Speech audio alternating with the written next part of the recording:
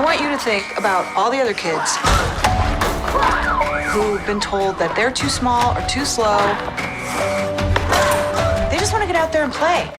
So part of the reason the Don't Bothers form is because Evan has kicked off the Mighty Ducks for not being like good enough or like honestly like a little like in sort of too over the top.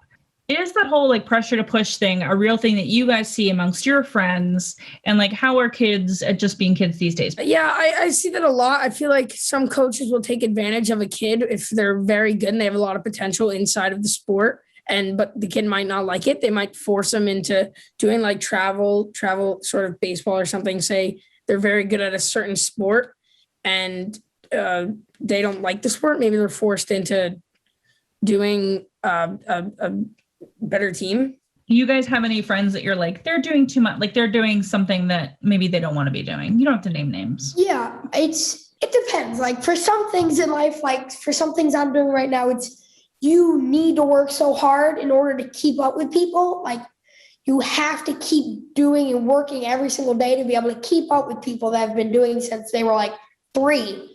So there's that. And then there's also times where, like when I used to play basketball, they made you do a clinic, a summer clinic, and it was like all this for just to play on a team. I didn't want to go to the NBA. I just wanted to play a school sport. So it became too much to the point where a lot of kids were spending so much money and spending so much time off on the off doing these clinics and these coaching, and it was crazy. You guys are all sort of multi-hyphenate talents, like you rap, you play drums, you dance, whatever. How much did you know about hockey coming into this? And do you like hockey now? So maybe you can go first. I mean, a lot of times people think I do like a lot, but I have a passion for everything. The whole drumming aspect is one of my favorite instruments. I love playing the drums and the bass guitar and the guitar and the piano and even being a figure skater. It was fun getting back on the ice and you know, learning a different form of being on the ice. Playing hockey with NHL players being our coaches is really amazing. And also being with 7 other kids, just, you know, supporting you and making, you know, a new family. And, you know, when you play hockey, you kind of create a team, but you also have to create a bond with that team. So it's great to have everybody else be there. It's really, really fun. But all after everything else I do, I think ice skating is definitely one of my favorites, and now hockey is all the way at the top. Brady, maybe you can talk a little bit more about like what sort of the hockey training was. It was a fun and learning environment. I think it was great. We played a lot of very fun, interactive games that we were just having fun messing around, but little did we know that we were gradually improving while doing those things. We played this one game where we would have to go across from blue to blue and they'll shoot pucks at our skates, the coaches. We have to jump up and dodge them. It's called Star Wars. And that game was really fun. And we didn't know that it worked on our balance, like subconsciously. It was working on our balance, our edge work, our awareness, everything. So it was great. It was fun. We had great coaches, positive experience. Maxwell, your character, Nick, is the host of a podcast about the Mighty Ducks. Do you listen to any podcasts? Yes, I listen to Shade 45. It's a radio station, but they also do a podcast. I listened to a couple podcasts. I forget the one made by what's his name? Sway in the Morning. That one. Right, what on? Yeah, that one. I had a podcast at my school. Not podcast. It was basically a show, a little morning show at my school. It wasn't anything crazy. I just would have the library. It was right before the end of 5th grade. I'd rent out a little corner of the library because no one talked to the library. I had my friend hold up his phone or his iPad as the camera, and I'd bring in either the kid that made the winning goal last week at the football game, and I'd ask him about it. So I knew the ins and outs of podcasting. I just hadn't really done one professionally before. So I grew up in the era of the original movies, which I'm, you know, obviously very familiar with.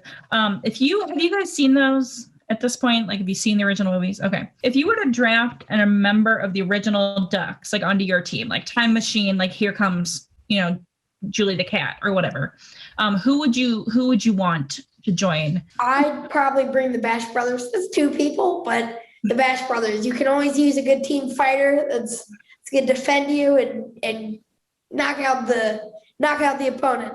I think I would add Averman because I feel like Nick and Averman would be the funniest duo there possibly could be. Thank you. They might have like competitions over who's a better announcer or something like that. I feel like that would add a lot of more comedy to the show. Just to kind of emphasize female empowerment, I think I'd bring back Connie. Or if maybe I'd bring back Keenan's character because I feel like Keenan and Nick would make like a good comedic duo also. But no, Keenan's like such a funny person. I think he'd add a lot more spunk to the show, and Connie's just super empowering, so she's cool. In the show, Gordon Bombay gets by on like sheet cakes and pizza that have been left over at birthday parties. First of all, mad respect to him for doing that. Second, what is your preferred flavor of sheet cake? And what piece are you going for? Like, do you want the corner with all the icing? Do you want the rosettes? Like, do you want a middle piece because you don't like the icing that much?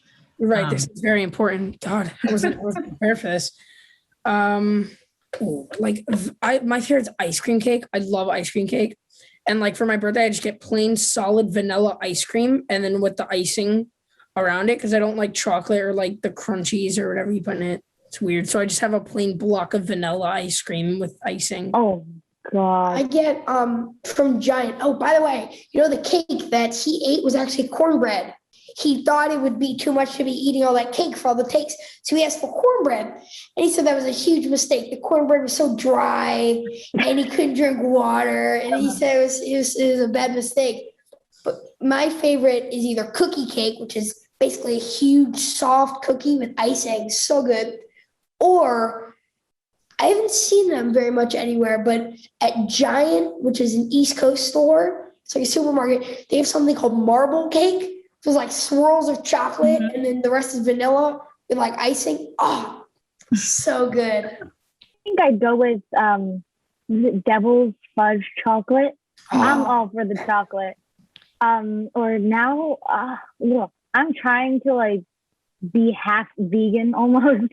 Like I'm trying to like cut down on dairy. So vegan cakes are actually delicious. Some people are like, ew, vegan cakes, but actually they taste super real, which is crazy these days that they make things like that. But I really enjoy fondant. People are like, it tastes like dry paper. I'm like, it's actually really good. I like fondant, honestly. And I had to eat cake in one of the scenes, and it was real cake, and it was delicious. And I got a slice to take home, and it was so good. Guys, come on now. Don't get discouraged, okay? That's why we watch game tape, to get better. It's like a master class in second. God speak.